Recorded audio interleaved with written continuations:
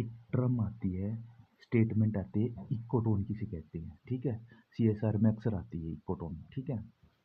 एक transition area where जहाँ two community meet and integrate, it may be sharp and diffuse, ठीक है।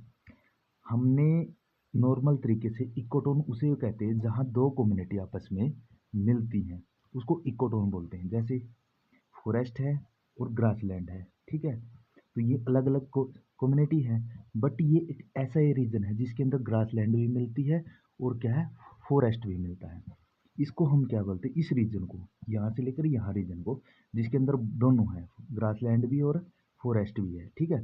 इस एरिया को बोलते हैं इकोटोन बोलते हैं।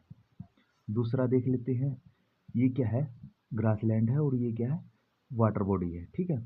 तो इसके अंदर एक कुछ ऐसा एरिया है जहाँ ये क्या है, क्लियर दोनों कम्युनिटी मिल रही है, बॉर्डर है, इसको बोलते हैं इकोटोन बोलते हैं।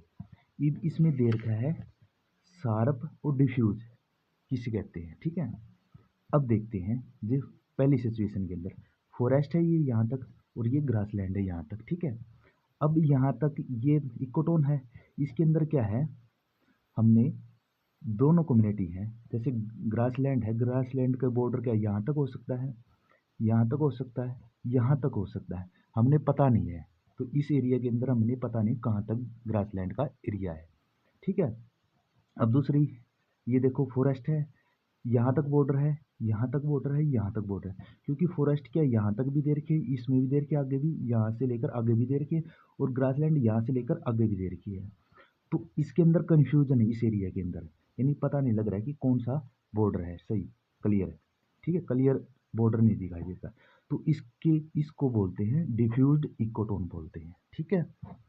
अब दूसरी कंडीशन देखो, दूसरी कंडीशन के अंदर क्या है, ये क्या ग्रासलैंड है और ये क्या है,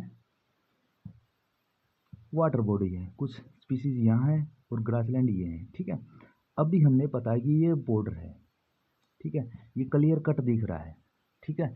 तो इस एरिया को क्या है, शार्प इकोटोन बोलते हैं, क्योंकि ये बॉर्डर क्या है, क्लियर बॉर्डर दिख रहा है, ठीक है। तो इसको बोलते हैं शार्प इकोटोन बोलते हैं।